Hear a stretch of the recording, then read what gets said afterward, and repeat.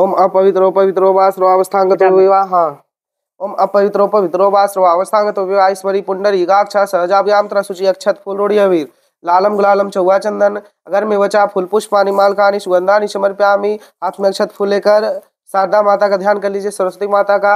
या कुंदिन सारे हार धवला या सूर्य वस्त्राविता या वीणा वरदन्य मंडित करा या स्वेद पद्मासनम या ब्रह्माच्युत शंकर पृथ्वी दैव सदा वंदिता सामं पातु सरस्वती भगवती निशेष जाम्यापहा। ओम श्री शारदा देवे नमो नमः। ओम श्री शारदा देवे नमो नमः। चढ़ा दीजिए। ओम श्री पुस्तके नमः। ओम श्री पुस्तके नमः। ओम श्री पुस्तके नमो नमः। हाथ में अक्षत फूल लेकर कथा को सुनिए। बोले प्रेम से सत्यनारायण भगवान की जय, विष्णु भगवान की जय। नहीं दीपक को यहाँ पे जला के रख दे, इसे जलावा माचिस होने को जला दो, जला दीजिए उसको।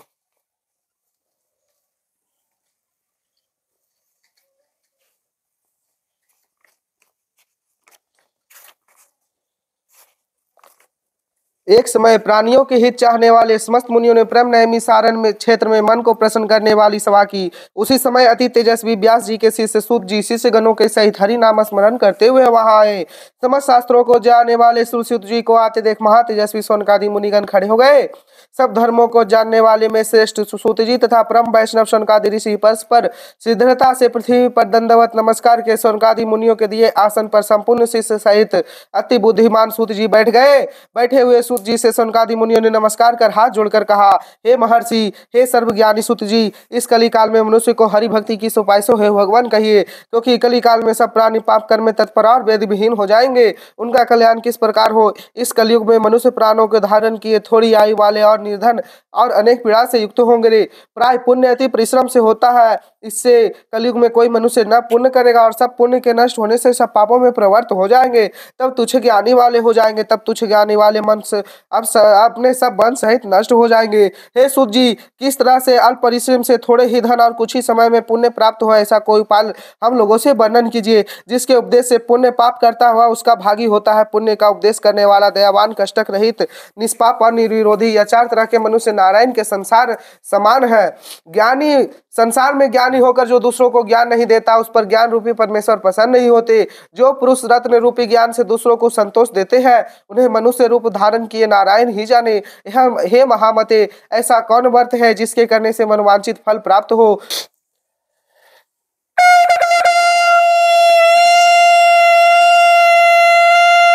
वृंदावन बिहारी लाल की जय। थोड़ा सा उमाद दे दीजिए और हाथ धो के फिर से हाथ में अक्षत फूल ले लीजिए।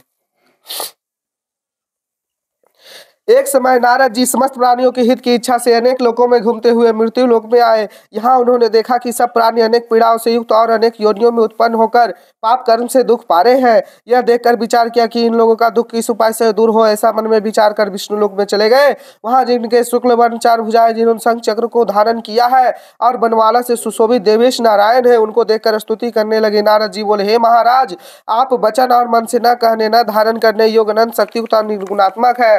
हे महाराज, आप सब प्राणियों के उत्पन्न करता और भक्तों के दुख के नाशक है। स्तुति सुनकर विष्णु भगवान बोले, हे नारद, तुम किस काम से आए हो? तुम्हारे मन में क्या है? हमसे जो पूछेगो मैं कहूंगा। नारद जी बोले, हे नाथ, मृत्यु लोक के सब प्राणी अनेक योनियों में उत्पन्न होकर निष्पाप कर्म से कलेशित हो रहे हैं।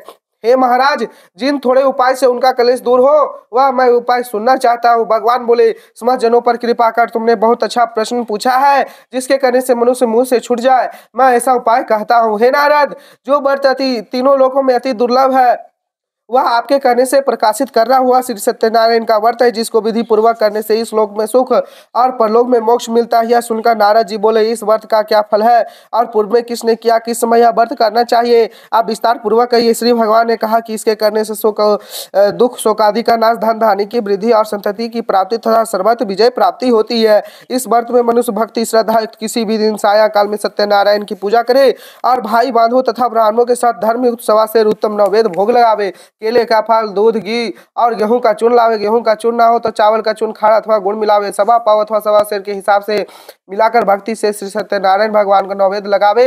बांधवों के साथ कथा सुनकर ब्राह्मणों को दक्षिणा दे। श्री सत्यनारायण के प्रसाद को अपने भाई बांधवों के साथ खा के रात्रि में नृत्य गीतादि करें। तदंतर सब श्रोतागण श्री सत्यनारायण भगवान का स्मरण करते हुए अपने अपने घर जाए, इस पर फल मिलता है। वृद्ध ब्राह्मण रूपी श्री सत्यदेव ने व्रत की विधि बताकर वहां से अंतर ध्यान हो गए। तदनंतर ब्राह्मण सातानंद में मन में निश्चय किया कि मैं कल ही श्री सत्यनारायण का व्रत अवश्य करूंगा। इसी चिंता में ब्राह्मण को रात भर नींद न आई और सुबह उठकर उसने यह संकल्प किया कि आज श्री सत्यनारायण का पूजा मैं अवश्य करूंगा। यह संकल्प कर भिक्षा मांगने को गया तो उस दिन उसको सब दिनों से अधिक भिक्षा मिला। उस दर्श पे उसने अपने भाइयों के साथ श्री सत्यनारायण का पूजन किया। उसके प्रभाव से सब दुखों से छूटकर सर्व संपत्ति से युक्त हो गया।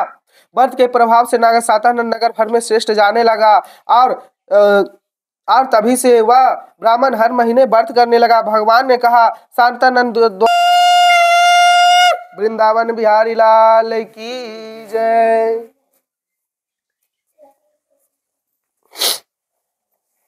मात दे दीजिए, हाथ में एक छत फूल ले लीजिए, धो के हाथ धो लीजिए पहले। धो ली।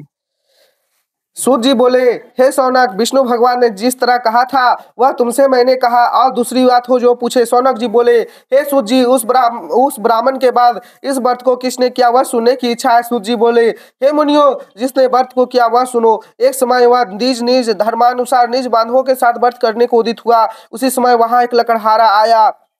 भूख प्यास से पीड़ित काष्ठ के भार को बाहर रख ब्राह्मण के घर में जाकर उसने व्रत करते हुए ब्राह्मण को देखा।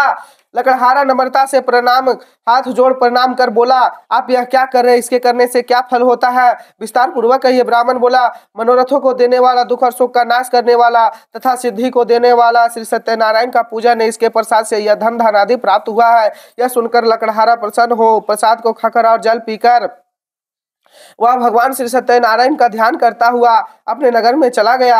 आज लकड़ी बेचने से जो दर प्राप्त होगा उसी से मैं श्री सत्यनारायण के उत्तम व्रत को अवश्य करूंगा। ऐसा मन में विचार कर उसने लकड़ी को सिर पर रखा। जहाँ धनी लोग रहते थे उस नगर में गया। उस दिन लकड़हारे को दुगना दर प्राप्त हुआ। वह अत्यंत प्रसन्न हो सुंदर केले का फल, शक्कर, दूध, गेहूं का चूर्ण सबको सवाई लेकर घर में आकर अपने भाई बांधवों को बुलाकर विधि से सत्यनारायण का पूजन किया। उस व्रत के प्रभाव से लकड़हारा धन पुत्र से युक्त हो गया और इस लोक में सुख पाकर अंत में सत्यलोक को चला गया। हे मुनिगण, मैं आपसे और भी कथा कहता हूँ, उसको सुनिए। इति स्कंद पुराण रेवा खंडे श्री सत्यनारायण व्रत कथा तृतीय अध्याय। प्रेम से बोले श्री सत्यनारायण भगवान की जय।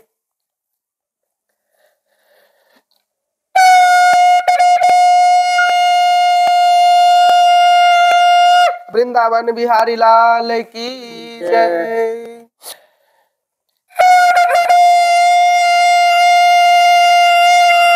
वृंदावन बिहारी लाल की जय। पहले हुमात दीजिए, उसके बाद हाथ धोइए, समझे?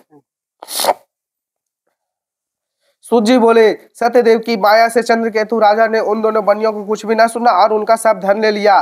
श्री सत्यदेव के श्राप से साधु और दामाद के घर पर स्त्रियां भी बड़ी दुखित हो गई। चोरों ने घर का धन चुरा लिया। आधी व्याधि से पीड़ित और भूखी प्यासी लीलावती अन्न की चिंता में घर घर घूमने लगी और कलावती कन्या भी नित्य घूमने लगी। एक दिन रात को भूख से दुखी कलावती एक ब्राह्मण के घर पे गई। वहां सत्यदेव के पूजन को देखा, कथा को सुन, निज मनोरथ को मांगी और प्रसाद को खाकर कुछ रात अपने घर को आई। तब लीलावती अपनी कन्या को धिकारने लगी, हे पुत्री, इतनी रात तक तुम कहाँ थी? तेरे मन में क्या है? तब कन्या माता से सत्य वचन बोली, हे माते, मनोरथों को परिपूर्ण करने वाला श्री सत्यनारायण के व्रत को ब्राह्मण के घर में देखी हूँ। लीलावती कन्या कलावती का वचन सुनकर श्री सत्यदेव के व्रत को करने के लिए उदित हुई। पतिव्रता साधु की स्त्री अपनी कन्या सहित बंधु बांधवों के साथ श्री सत्यनारायण के व्रत को किया। उसने सत्यदेव से यह दिव्य वर मांगा कि हे सत्यदेव, हमारे पति और दामाद जल्दी घर आवे। मेरे पति और दामाद के अपराध को आप क्षमा करने योग्य था, क्षमा कीजिए।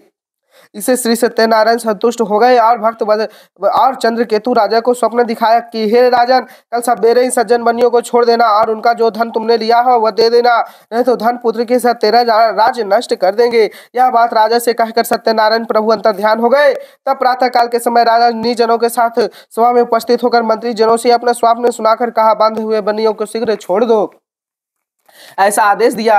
यह सुनकर दूत लोग बनियों को बंधन से छुड़ाकर राजा के निकट लाकर और बिन आदर युक्त वचन बोले, हे महाराज, इन दोनों बनियों को बंधन से छुड़ाकर लाए हैं, अब आपकी क्या आज्ञा है? उन दोनों ने महाराजा चंद्रकेतु को नमस्कार कर पूर्ण वरसाद का स्मरण करते हुए राजा चंद्रकेतु से साधु तथा दामाद ने कुछ भी न कहा। बनी पुत्र को देखकर राजा आदर से बोला, अभागे बस तुमको बड़ा भारी दुख मिला, अब लोग आप भय नहीं करना। इस प्रकार श्री सत्यनारायण भगवान की जय।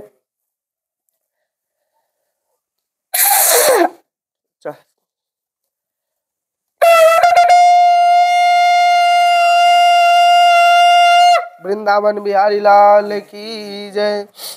सूत जी बोले, साधु भगवान को मंगलाचार पूजन कर ब्राह्मणों को धन देकर अपने नगर को चल दिया। कुछ दूर जाने पर नित्य क्रिया कर श्री सत्यदेव ने बैस की मन की बात जानने के लिए पूछा कि तुम्हारे नाम में क्या है। सत्यदेव की कृपा से मनोरथ पूर्ण हुआ। यह बात अपने स्वजनों से का यथा विधि पूजन कर सत्यदेव की कृपा से बड़ा हर्षित हुआ। नाव को यत्न से सहेज कर अपने देश को चल दिया। अपने नगर के समीप साधु आकर दामाद से कहने लगा, आप मेरी रत्नपुरी देखो। ऐसा कहकर उसने धन की रक्षा करने वाले दूतों को कहा भेजा। वह दूत नगर में जाकर साधु की स्त्री धर्मपत्नी को देख प्रणाम कर बोले कि ग्राम के निकट दामाद साहूकार बहुत से इतमित और धन के साथ आ गए। दूत के मुख से ऐसे वचन को सुन साधु की स्त्री बड़ी हर्षित हो गई। सत्यदेव का पूजन कर कन्या से कहने लगी, मैं इस जाती हूँ, तुम भी शीघ्र व्रत समाप्त कराओ। लड़की इस प्रकार वचन सुनकर जल्दी व्रत समाप्त कर प्रसाद को भूल से न खाकर अपने पति को देखने चली गई। इससे सत्यदेव क्रोधित हो गए। उसके पति को नाव सहित जल में डुबो दिया। कलावती कन्या अपने पति को न देखकर बड़े शोक से रोती हुई भूमि पर गिर पड़ी। साधु ने कन्या को अति दुखित देखकर डरे हुए मन से कहा, यह क्या हुआ। और न चलाने वाले भी चिंता करने लगे। तब लीलावती कन्या को दुखित देख अति बिल्ल होकर रोने और अपने पति से कहने लगी। इसी क्षण नाव के साथ कहने लगी। कन्या का यह चरित्र देखकर धर्म ज्ञान साधु बनियों ने स्त्री के साथ अत्यंत शोक से युक्त होकर विचार करने लगा कि मैं सत्यदेव की माया से बारंबार छला हुआ विद्यार से श्री सत्यदेव का पूजन करूंगा। इस प्रकार सबको बुलाकर कहने लगे। और भक्त वत्सल सत्यदेव की कृपा से आकाशवाणी हुई कि तुम्हारी कन्या प्रसाद को त्याग कर अपने पति को देखने आई, इसीलिए इसका पति अदृश्य हो गया था। पुनः घर जाकर प्रसाद को भक्षण कर आएगी, तब अपने पति को निसंदेह पाएगी। कन्या ने यह आकाशवाणी सुनकर शीघ्र ही घर जाकर प्रसाद को भक्षण कर अपने पति को देखी। तब कलावती संतुष्ट हो अपने पिता से कहने लगी, अब शीघ्र ही घर चलिए, विलंब न कीजिए। कन्या के वचन सुनकर साधु दामाद सहित संतुष्ट होकर धन और बांधों के साथ अपने घर को गया। उस दिन से वह हर महीने और संक्रांति पर विधि पूर्वक सत्यदेव की पूजा करने लगा। इस तरह सुख पाकर अंत में सत्यलोक को चला गया। फिर सूत जी कहते हैं, मुनिगण हम आपसे और भी कथा कहते हैं, उसको सुनिए। इति स्कंद पुराणे रेवा खंडे श्री सत्यनारायण वर कथा षष्ठम अध्याय। प्रेम से बोली श्री सत्यनारायण भगवान की जय।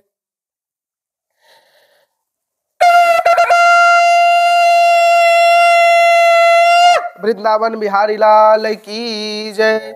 सूत जी बोले, प्रजा पालन में तत्पर एक तुंड ध्वज नामक राजा था, जिसने सत्यदेव के प्रसाद को त्यागने से अति दुख पाया। एक दिन उसने वन में जाकर मृगादि अनेक पशुओं को मारा और बट वृक्ष के नीचे आकर बैठ गया, जहाँ जिनको गोप लोग बंधु बांधव संतुष्ट जिससे नष्ट हो जाते हैं, इसमें कुछ भी संशय नहीं है। इति स्कंद पुराणे रेवा खंडे श्री सत्यनारायण व्रत कथा सतमो अध्याय। प्रेम से बोलिए श्री सत्यनारायण भगवान की जय।